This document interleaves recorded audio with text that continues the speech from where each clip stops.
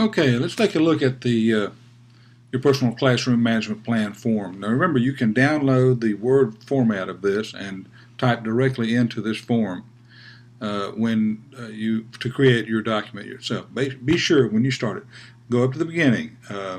Instead of saying your personal management plan, you might want to change it and put your name there. Delete the part here. If you can see my cursor, you can go ahead and delete the part in red after you've read what you're supposed to do there. But basically it says use the font that's here or similar type fonts that are easy to read when you go to create yours. Then read the description in each part and answer it immediately after that. You can leave an extra double space or something like that, because remember, we're using virtual paper here, so you're not saving paper by going short. Then type in your answers. Notice the weight of each answer is given by the number of points out of 200 that it counts. So, but each part is important, of course. The first question is the only one that doesn't allow you to talk about your future classroom. This is the one about your current assignments. So you may want to save this until later to be able to describe this, especially for your placement B. But you can go ahead once you learn about your classroom and describe your student teaching environment, etc. This is very similar to task 1 in your Ed TPA that you'll have to do. So include demographics, talk about your students in your classroom if you can find out. Now, those of you who teach middle school or upper grades, if you have multiple classes to teach, just choose one class, one period, and describe that particular group. That's going to be your identified group. So once you do that, then describe them. Tell me how many boys and girls, if there's a racial breakdown, if you know about SES. These are some things you may have to find from your teacher if they have time to answer those questions. If you have IEPs, all of those type things, it gives us an accurate picture of the students that you're currently teaching. So practice putting that together in a few short words. This shouldn't take any more than a half a page, surely not more than a half a page for each part. To describe what your classroom's like in terms of the characteristics. You want to describe the surroundings. Is it an urban school, a rural school? Are there resources nearby? What kind of resources does the school have? Is it a new school, an old school, etc.? A lot of things to put into this if you want to really complete this. Then notice there's a part right here that some people skip over, and I'd rather you didn't.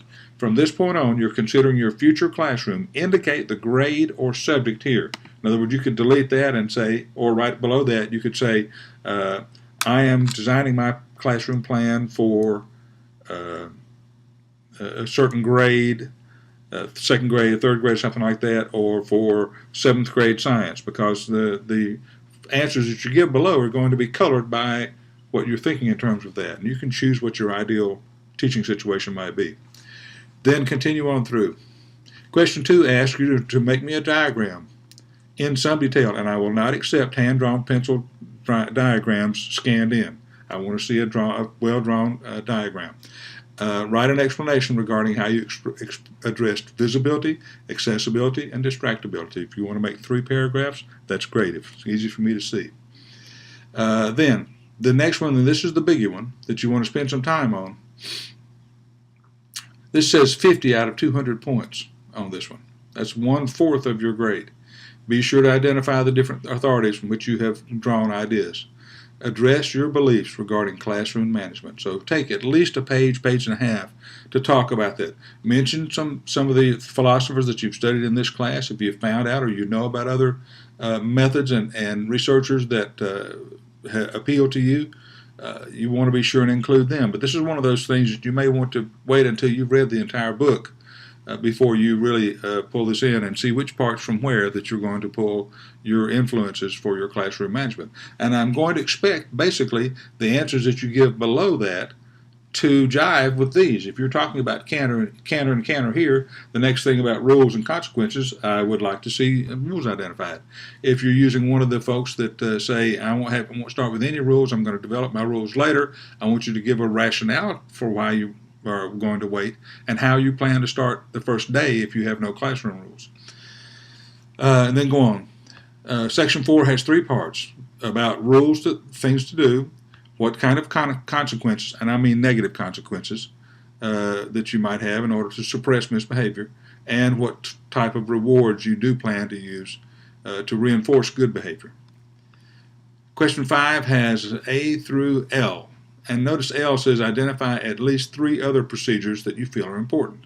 So you get actually to get 1, 2, 3 there. But each one can probably be answered in a couple of 3 sentences. Will you assign seats or allow students to sit where they want to sit? Will this change? If so, why? And you could say, no, I won't feel a need to change that, or yes, I'll change that because I'll be teaching multiple grades as a special ed teacher, something like that. Go through and answer each one of these questions in here. Make sure you are spelling and using good punctuation, etc., of course. What are your standards for written work? What kind of special procedures will you put in place for the start of the school year? In other words, are there certain procedures that you want to know these students to know day one when they come in? Hi, I'm the teacher, and we've got to meet, and etc. I want to tell you about a couple of things that we're going to do right here at the beginning. So if there are, then identify those. Number 6 is one where you kind of talk about your teaching style. Do you know what kind of teacher you are? Are you a facilitator? Do you feel like that? A coach? Are you going to be teacher-oriented? Is it student-oriented? Are you the kind of person that really likes to have students do it exactly right as much as possible? Or are you a little more casual and easygoing? I would think that might change as the grades change from one to another, perhaps. But also it changes depending on the different personalities. How will class feel under your guidance in regards to management? That's the question I really want to see you answer. Number 7, explain how you'll address diversity. And we talked about diversity is an issue that's not just race. It's not just religion. If you have children who are different in your class, you have a student who comes in who's missing an arm, how do you plan to involve students to understand and appreciate the value and the good parts of what those students do in that class? What about students, for example, do you know about the Feast of Eid? That is a Muslim holiday that a lot of students in our community celebrate. So how are you going to help other students in your class deal with that? If you have students who cannot celebrate birthdays, how are you going to be able to handle that? There are certain students, certain religions that do not allow their children to have any other celebrations other than specific religious celebrations that are directly connected to their religion. And you will have a student who can't learn Christmas songs, etc., who can't do a lot of different things, can't even sing Happy Birthday in class. How are you going to handle that? Then talk about that, because that's 20. That's 10% of your grade right there. And then explain the last one. This is the one where I showed you the parent letter. Explain, first of all, how you're going to address parental communication with the children of your students.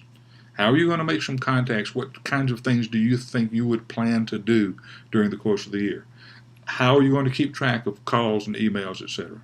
And then the last part is the required part also. Include a letter that you would send to parents introducing yourself and discussing your discipline system for your classroom. This might be your first contact. Remember, this is a PR document. It's not just a talking about your classroom rules and consequences document. So write it.